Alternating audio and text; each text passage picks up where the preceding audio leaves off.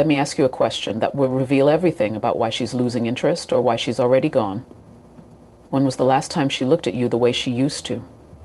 That spark in her eyes, that urgency in her touch, that unshakable certainty that you were the only man in the room.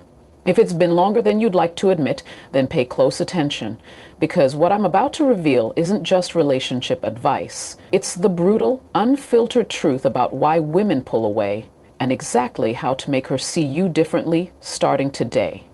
Most men never recover once she starts drifting. They beg, they plead, they double down on attention, hoping kindness will rekindle what's already fading. And that's exactly why they lose her forever. But there's another way, a way that doesn't involve games or manipulation, but a fundamental shift in how she perceives you. A shift so powerful that once you implement it, she won't just come back. She'll worry she's losing you for good. I'm not here to give you hollow pickup lines or cheap tricks. This isn't about hacking her emotions. It's about awakening something deeper, something primal. The kind of attraction that doesn't fade when the next guy comes along, because it's rooted in how you carry yourself, how you command respect, and most importantly, how little you seem to need hers. If you're ready to stop being the man she tolerates and start becoming the man she can't ignore, then don't move. What comes next will change everything. Let's talk about something fundamental. Something that most men get catastrophically wrong when it comes to women, relationships, and even their own self-worth. If you want her to worry about you, if you want her to truly value your presence, then you must first understand the psychology of absence. Because here's the brutal truth: familiarity breeds indifference. Think about it. When was the last time you truly missed something? It wasn't the air you breathe every second. You take that for granted. It wasn't the shoes you wear daily. They're just there. No, you miss what's temporarily gone. The friend who moved away, the favorite restaurant that closed, the freedom you had before responsibility. Absence creates longing. And if you're always available, always waiting, always responding instantly, always orbiting her world, then you become background noise, predictable, forgettable. Now, this isn't about playing games. This is about understanding human nature. Women, like all people, drawn to what is scarce, to what demands effort, to what isn't easily obtained. If she knows you'll drop everything for her, she has no reason to chase. If she knows you'll answer her texts within seconds, she'll never wonder what you're doing. And if she never wonders, she never invests. So what's the solution? Become a man who is occupied with something greater than her, not as a tactic, but as a way of life. Because a man who is consumed by his mission, by his career, his fitness, his growth, is magnetic by default. He doesn't need her attention. He commands it. When you're busy building something meaningful, you naturally become less available. And paradoxically, that's when she starts paying attention. This isn't manipulation. It's self-respect. If you cancel plans with your friends every time she's free, what does that say about your priorities? If you're always the one initiating conversations, always the one trying to keep her interest, then you've already lost. Because desire isn't maintained through convenience. It's maintained through value, and value is perceived through scarcity. Here's the hard question. If you disappeared for a week, would she notice? If the answer is no, then you've made yourself too available. You've conditioned her to take you for granted. But if the answer is yes, if she'd start reaching out, wondering where you are, then you've done something right. You've positioned yourself as a man who isn't desperate for her validation, and that's the key. Women don't worry about men who are desperate. They worry about men who are disciplined. Men who have boundaries. Men who don't rearrange their lives for a woman's fleeting attention. Because those are the men who could walk away. And that possibility, that uncertainty, is what keeps her engaged. So ask yourself, are you filling your life with enough purpose that your absence is felt?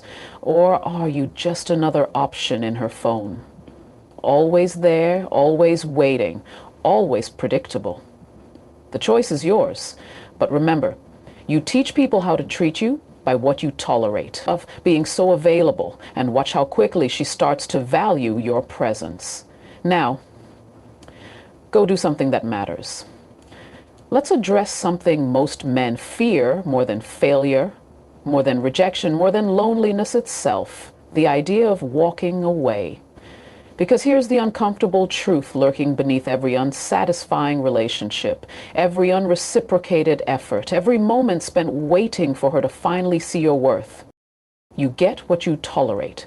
This isn't about ultimatums or petty power struggles. This is about the fundamental law of human psychology. People only invest in what they believe could be lost. Think about it. When was the last time you truly appreciated something that had no possibility of disappearing? Your health? Probably not until it faltered. Your time? Likely not until it faltered. Your time? Likely not until you ran out of it. That's the paradox of value. We recognize it most acutely in its absence. Now apply this to relationships.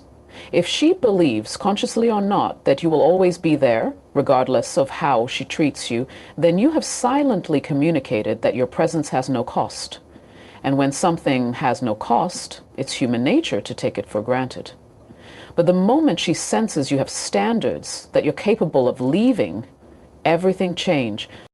Suddenly, your attention isn't given. Your loyalty isn't guaranteed. And that uncertainty? That's where respect is born. This isn't manipulation. Manipulation is pretending you'll walk away when you know you won't. What I'm describing is far more profound. The genuine willingness to lose her rather than lose yourself. Because a man who tolerates disrespect, indifference, or inconsistency from a woman isn't being kind. He's being weak, and weakness isn't attractive. It's pitiable. Let's go deeper. Why does the willingness to walk away hold such power? Because it reveals two non-negotiable truths about you. You have options. Not just with other women, but with your own life. You're not defined by her approval. You enforce boundaries. You don't beg for the bare minimum. You expect reciprocity. Or you exit. This is why the men who struggle most in relationships are those who cling the hardest. Their desperation broadcasts a silent plea. I need you more than you need me. And nothing kills attraction faster than that imbalance. Contrast this with the man who maintains his dignity, who knows his worth isn't tied to her whims. He doesn't threaten to leave. He simply could. And that quiet confidence shifts the entire dynamic. Here's the critical distinction. This isn't about indifference. It's about self-respect.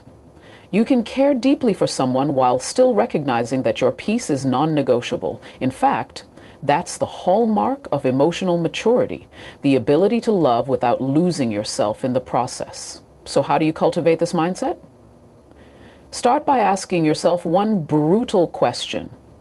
If nothing changed, how long would I stay? If the answer is forever, then you've already surrendered your power. But if the answer is until my standards are no longer met, then you've done something revolutionary. You've made your presence a privilege, not a given. This is the litmus test of your self-worth. Because the moment you prove to yourself, more than anyone, that you're willing to walk away from what doesn't serve you, you'll never have to. Close with this. The most powerful negotiating position is the ability to walk away. And mean it. So tell me, what are you pretending not to know about your own value? Let's cut straight to the heart of what separates the men who command respect from those who beg for scraps. Emotional discipline. This isn't about suppressing your humanity. It's about understanding that every unregulated outburst, every needy text sent in feminine incision, every moment you let her see you rattled, is another brick in the wall of your own irrelevance. The modern world has sold men a dangerous lie, that vulnerability means emotional incontinence, that to feel deeply is to wear your instability like a badge of honor. But here's the truth they won't tell you. Women don't fall in love with chaos. They fall in love with the man who can withstand it. Consider this biological reality. For millions of years, women's survival depended on their ability to select men who could keep their head when others lost theirs. That primal wiring hasn't disappeared. It's simply taken new forms. When she tests you with silence, when she flirts with others in your presence, when she pushes to see how you'll react, she's not playing games. She's asking one fundamental question. Will this man collapse when life gets difficult? Your emotional responses are answering that question every single day. Now let's dissect the anatomy of control. There are 3 tiers to this mastery. First, the ability to delay reaction. When she says something provocative, when she ignores you, when she tries to get under your skin, the man who snaps immediately has already lost. But the man who pauses, who lets the silence stretch just a beat too long, that's the man who demonstrates something far more compelling than anger. He demonstrates choice. He shows that his behavior isn't dictated by her whims. That's power. Second, the refusal to seek validation through conflict. Most men can't resist the bait. She says something dismissive, they argue. She withholds affection, they plead. This is the equivalent of emotional panhandling. Begging for scraps of attention through drama. The disciplined man does something far more unnerving. He walks away from the table entirely. Not in a huff, not as punishment, but because he recognizes that true validation comes from within, not from winning petty battles.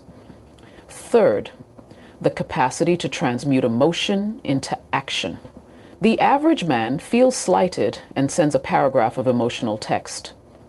The exceptional man feels that same sting, then channels it into his work, his fitness, his purpose. One becomes weaker through expression. The other becomes stronger through sublimation. Guess which one she respects? This isn't about becoming stoic to the point of inhumanity. It's about recognizing that every emotional reaction you have is either building your value or eroding it. When she sees you unshaken by her tests, unmoved by attempts to provoke you, consistently anchored in your own purpose, that's when something dangerous happens. That's when she starts wondering if she's the one who might lose you. The irony is thick enough to choke on. The men who most desperately seek reassurance are the ones who never receive it, while the men who seem indifferent to reassurance are the ones drowning in it.